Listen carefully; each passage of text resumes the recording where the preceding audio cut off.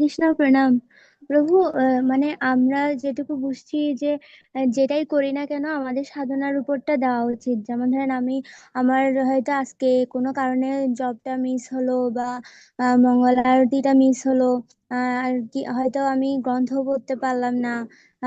মানে আমার এরকম প্রায় আমার সাথে এমন হয়েছে। প্রভু, এই লজ্জার কারণে, মানে যেমন ধরেন আমি তো হুম হুম। করিনি সেটা। রাইট। হ্যাঁ, আমি রিপোর্টটা দিতে মানে একটু লজ্জা লাগে, বা সবার সামনে দেওয়াটা আসলেই, মানে আমার এরকম হয়েছে অনেকবার। তো প্রভু, আমরা মানে যেটাই করি না কেন, যেমন ধরুন আমি কোনো কিছু করলাম না, রান্নাটা শুধু করলাম, তাহলে আমার কি ওই রান্নাটা লিখেই রিপোর্টটা দেওয়া উচিত? হরে কৃষ্ণ, ইয়েস। যদি জিরো হয়, জিরো পাঠিয়ে দিতে হবে।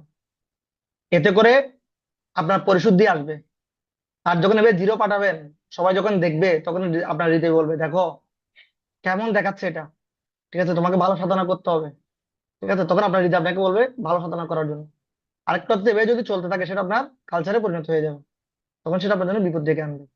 এই জন্য যাই হচ্ছে রিপোর্ট পাঠানো উচিত। এবং আরেকটা জিনিস দেখুন, এই যে আমাকে এটা কেউ দেখলে খারাপ বলবে বা আমার অথরিটি আমাকে খারাপ ভাববে, এই জন্য আমি রিপোর্ট পাঠাবো, এটা কিন্তু একটা দেখেন সুপ্ত অহংকার।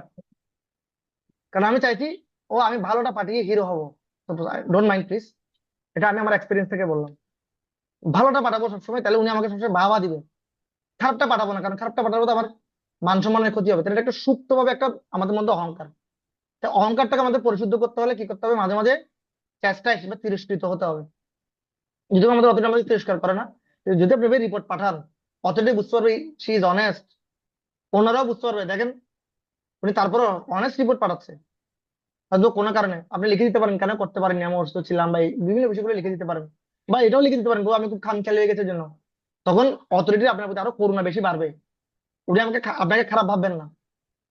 অথরিটি হচ্ছে পিতামাতার মতো, রাইট? তো পিতামাতার কাছে সন্তান কখনো খারাপ হয় না। বরং তিনি আপনার প্রতি করুণা পরায়ণ হবেন, প্রার্থনা করবেন যাতে আপনি সবসময় সেটা করতে পারেন। এতে করে আপনার ডেভেলপমেন্ট হবে, আপনার লাভ হবে। হরে কৃষ্ণ।